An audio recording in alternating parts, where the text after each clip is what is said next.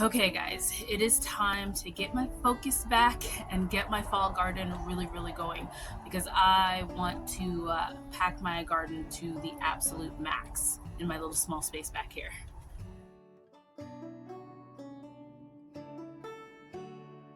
Hi everyone, welcome back to my channel. I'm Shamira Benson, one part of Team Benson, and today I'm going to do a little bit of a garden haul with you guys. I thought it might be fun. I went to Home Depot today and got a bunch of stuff, and then I got a couple things at a nursery. So I wanted to kind of show you guys what I got and then also kind of why I got it. Now, I am not feeling as comfortable with like today's world, and so I want to make sure that my garden is healthy going into our busy growing season, like because this is the time of the year that we can grow the most. So plants that look like they're dying, they're coming out. Plants that, if it's like an experiment, I'm not going to really be experimenting that much on new different plants. I'm getting ones that I know that we're going to use, and I'm packing my garden with herbs that we can use for culinary purposes but also have medicinal purposes to them, which I will be bringing back Medicinal Friday, so I'll be going over those medicinal purposes of why I have those herbs. But I want to make sure my garden is happy, healthy, and producing a lot for us. So I'm going to show you guys what all I got. We're going to start with the things I got to grow the stuff, and then we're going to start with, and then we'll go to some starts that I got. Okay, so let's start with getting the garden going. I do have some starts that I'm putting in my garden because, like I said, I'm behind and I don't want to risk not having a full garden. So yes, I am getting a lot more starts this year than I have in the previous years, but I also am still starting plants. I start plants literally for the next like 3 months in my garden because I can always fill in spaces or any of that because we have a very long growing season. We're in zone 9B, Phoenix, Arizona, and we're probably not going to get like our first frost until like February. So there's a while. So starting out, I have some seed starting mix. Now I like this one. It is the Natural and Organics from Jiffy, and I find that it's really nice. I do put hot water on it to kind of kill anything that's like going on like gnat wise or anything like that, because big box stores do have those issues. Like you will get gnats, there will have gnat eggs, all those different things. So it probably kills a lot of what's probably good in it, but it's very like, it's not like anything going on or any chemicals like that when you're starting off your seeds. Now, as I'm up potting my seeds, I use this one. This is like the best one I can find that also has like some indoor qualities to it. I try not to use things like Miracle Grow or anything like that that's gonna have like a lot of chemicals in it. So if you guys know of a better one, let me know, because this one I'm always up in the air about, but it's the closest thing I can find that's gonna have some like nutrients in it, like some fertilizer in it, but not like attract like a bunch of bugs or have too many chemicals in my house.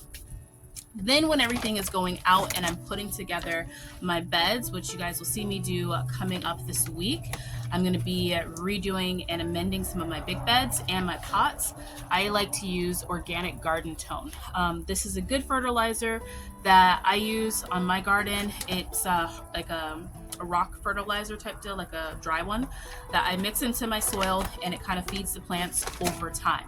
Now for a liquid fertilizer, the only thing I ever use, I've tried a couple things over the years, but the only thing I ever like using is fish fertilizer. It's a 511. It's not super strong. It's not going to make plants grow like a giant beast, but it is going to make sure that I'm not dumping a bunch of chemicals on my plants. So I do like fish fertilizer. I don't like the smell of fish fertilizer, so I don't use it often.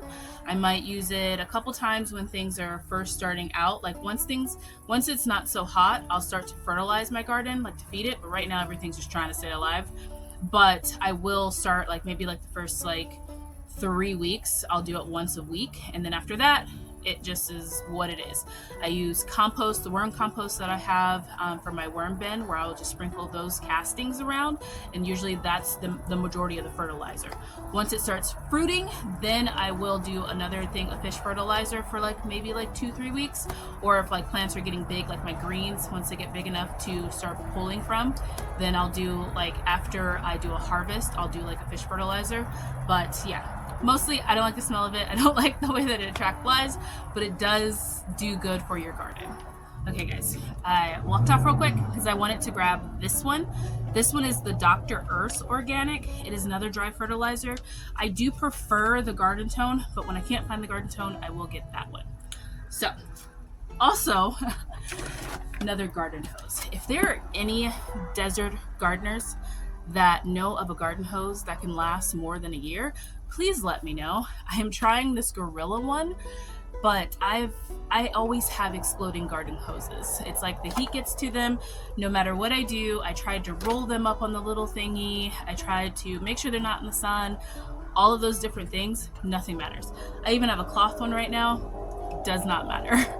So now let's talk about these starts. Oh my goodness, there's so many. They are heavy. So I want to talk about ones that I am getting right now and then ones that I did not get. So first up are going to be herbs. Now, I get a lot of my starts this year, normally I get them from nurseries, but this year I actually got a lot of them from Home Depot. And that's because Home Depot has a return policy. So for all of you guys that are just trying to get things in the ground and hoping for the best, if by chance they die, all you have to do is save your receipt, take it back to Home Depot, and they'll exchange the plant for you or give you your money back. So that's been like a good kind of like safety net that I found that's going on right now. Now I do like my nurseries that I go to and that I usually get plants from, so I will still be visiting them. But just while we have these really hot temperatures, I just wanted to have that little extra security. So herb wise, I got some chives. And then I also got some chamomile. Now, when I'm saying herbs, I don't really distinguish between culinary herbs and medicinal herbs because they're all medicinal. They all have medicinal values, and you should be cooking with herbs every single meal because that's what's going to keep you nice and healthy when, you know, there's not things like, you know, like hard time getting like medications and stuff. If you cook with more herbs, get that going in your body, then you'll be a lot healthier. And then I also got a new lemon thyme. Now my lemon thyme, it met its maker, like it was bad. So I took that one back to Home Depot and got a new lemon thyme. And then I also picked up another stevia. They actually have stevia out this year that is labeled as stevia, so people know what they're buying. It used to be this kind of big thing that they were trying not to compete with the fake stevia, even though this is actual real stevia. Like, this is what you want to be consuming, not the fake white powder. So the fact that it wasn't named stevia always kind of annoyed me. So I'm happy to see that it's just called stevia, so then people aren't confused. They were calling it like sweet plant, sweet mint, all these different things, and there is a sweet mint that isn't stevia that is different. So a lot of people were getting confused and a lot of people bought the wrong thing. So I'm glad that Home Depot and what is this, Bonnie's Plants, is just calling it what it actually is. Let's eat natural food, not fake food. Now, for my green wise, I got some Georgia collards right here. Now I do have collards that I can plant with seeds, but I just wanted to go ahead and just get the starts. I want to start some other things in the seeds that I have and the space that I have. I don't have a ton of space, so I wanted to get some other things started. So I just thought that I would get some Georgia collards. We do have a ton of collards still left in the green. We've only gone through about half of our stash, so I'm not going to be dedicating as much space this year to collards. I wanted more kale this year, so that is what we're growing. That's what's growing a lot right now inside the house. And then I also got some spinach. I'll show you guys that. I'm just going to lift up this whole thing. Got some spinach right there in the corner. Now, I typically don't like to waste space with spinach, like starting it indoors, because you need a lot of spinach in order to like even make like one dish. So I got 2 flats of spinach, so 12 spinaches, and my plan is to put them into my Dollar Tree pots. I'm probably going to get 2 more flats of spinach, put them in my Dollar Tree pots, and let them grow there, because they don't need a lot of space, but you need a lot of spinach in order to even do anything with. Now, when it came to green wise, I did avoid the lettuce because it's still too hot. I'm gonna hide these underneath like my big Brooklyn and give them some shade to where then they'll pull through. And these ones have like thicker leaves on them, like your spinach and your collards. your lettuce will just be tore up. So there's actually not really a point in trying to get that right now. I'll get that later. And then the other thing, Mr. Benson said for the 20th millionth time in a row, why don't we have any poblano peppers? So I got him some poblano peppers. I actually got 2 of those. So those will be going in the ground too. Now, I do love my nurseries because the nurseries typically have like bigger, healthier herbs. So I did go to one of the nurseries and I picked up some French thyme.